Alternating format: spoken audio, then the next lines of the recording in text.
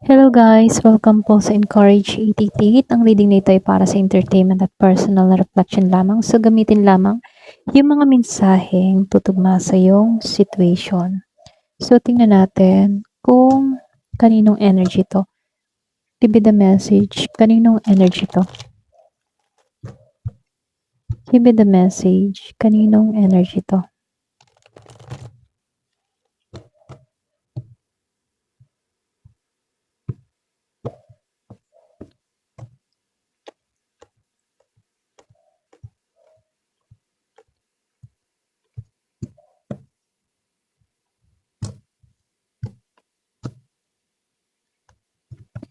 Give me the message. Kaninong energy to?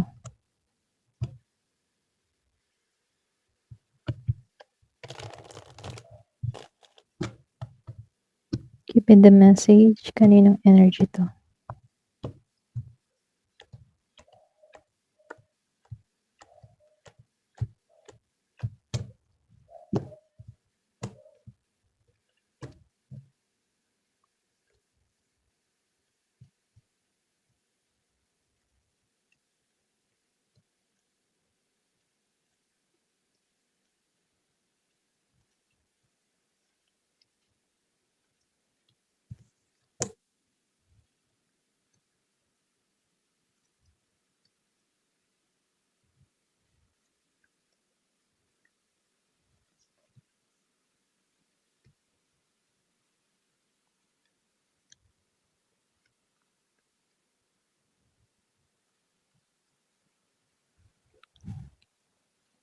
So dito meron akong nakitang Virgo, Capricorn, Taurus, Gemini, Aquarius, and Libra. So meron din akong nakitang Aries, Leo, and Sagittarius.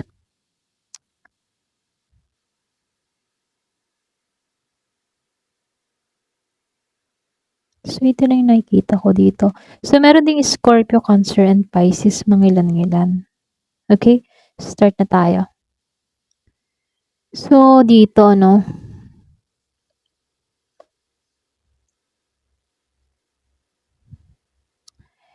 yung iba sa inyo, nakikitaan ko lang dito.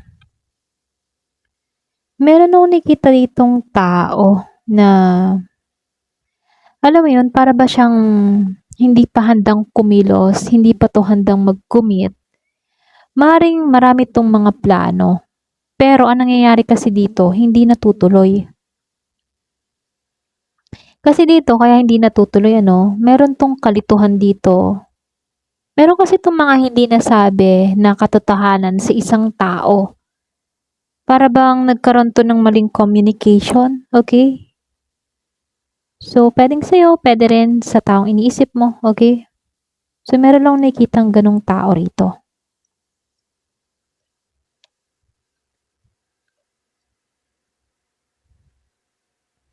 Pero dito, unti-unti naman itong bumabangon sa isang mahirap na sitwasyon. May time na itong taong ito, naghahanap to ng pag-asa. Pero nakikitaan ko dito meron tong, yung bang tipong nakaraos. Meron ditong taong nakaraos sa isang masakit na pagsubok or masakit na yugto, ganun. Pero kung tutuusin, meron nagsisimula na maghilom dito. Para bang medyo nakakaraos-raos na.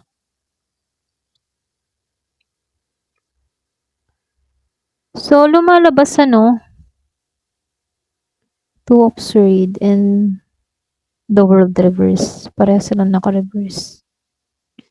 Para bang meron ditong nahihirapan na magdesisyon, pero umiwas to ng umiwas, ganun. Pero napipilitan to na kailangan niyang harapin to. So, lumalabas merong hindi pa tapos na chapter dito.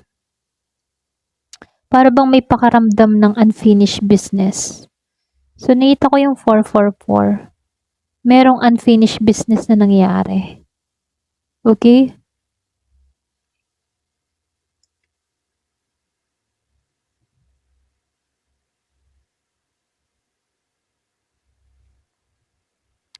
Yung iba sa inyo meron ditong naging problema sa relasyon, koneksyon, or isang mahalagang pagpili pagdating sa pag-ibig. Meron akong nakitang umaasa pa rin dito. Para bang umaasa pa rin 'tong tao na 'to na magkaroon pa rin ng magandang direksyon sa hinaharap. Para bang naghihintay lang 'to ng tamang panahon or pagkakataon. Ayan, pasensya na naputol tayo, okey? Start ulit tayo. So, lumabas na 'tong si Hermit. Dito na tayo kay Hermit and the Five of Wands.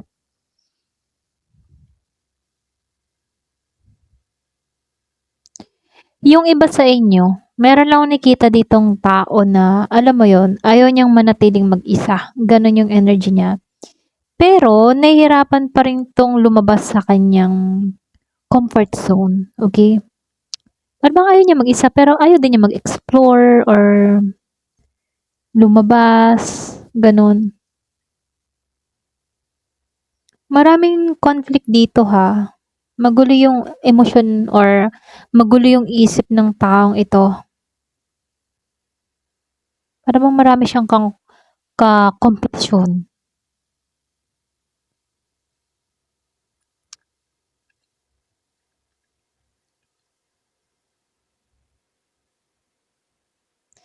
So, nakikitaan ko dito merong mahigpit na kumakapit dito sa kanyang nararamdaman or may tao dito na mahalaga para sa kanya.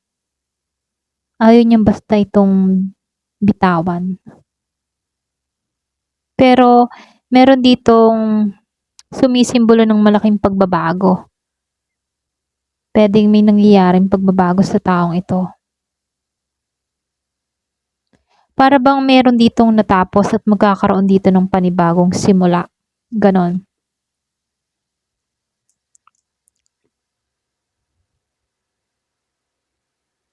Pero kung titingnan ano, meron dito naghihintay muna or puwede rin meron taong naghihintay muna dito or puwede ring sinusubukan na makita yung, sitwasyon ano, para bang nagkakaroon siya ng ano, pag-iisip-isip, pagninilay-nilay sa sitwasyong kinakaharap niya rito. Kaya lang marami 'tong takot. Meron din 'tong mga pagdududa, kumbaga yung emosyon ng tao na 'to hindi pa malinaw. Maraming gumugulo sa isipan niya, gano'n. So, kung kanino mang energy 'to.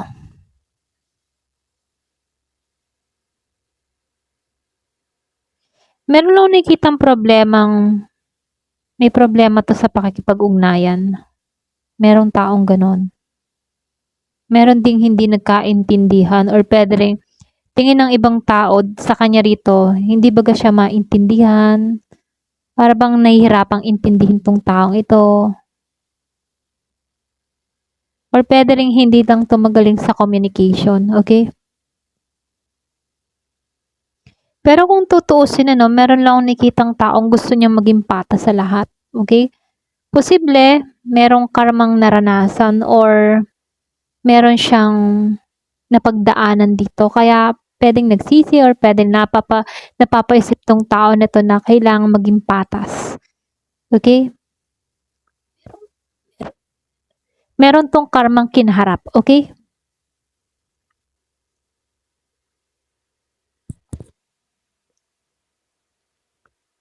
So, lumabas itong Eight of Cups and the Star.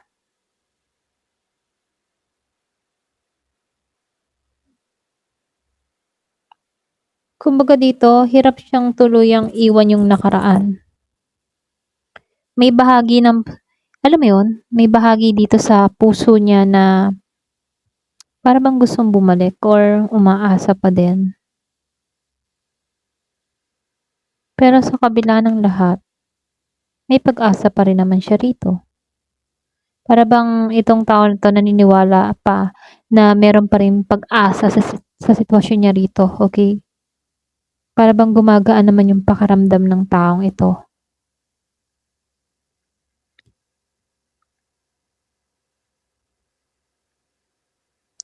Meron din akong nakikitang isang tao na hindi makapagdesisyon dito. Para bang gusto na lang lumayo sa isang sitwasyon or magulong sitwasyon. Para bang unti-unti na lang lumalayo, ganon. Kumbaga meron ditong tao na, alam mo yon, yung tipo na nilalayuan niya na yung mahirap na nararanasan niya at handa na siyang tumungo ng ibang direksyon. Gusto niya na maging payapa, ganon. Pwedeng ikaw, para bang ayaw mo nang intindihin pa tong mga kaguluhan na nangyayari sa buhay mo.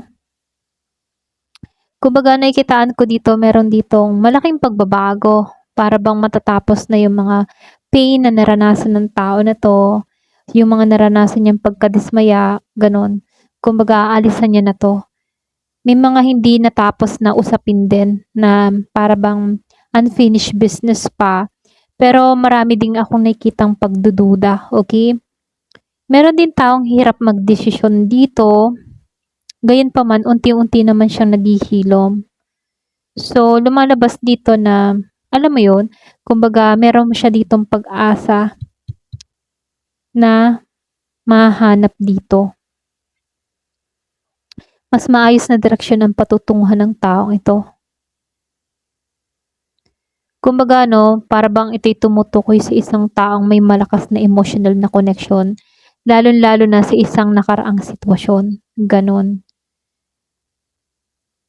Kumbaga dito, nakikitaan ko dito, meron na siyang aalisan.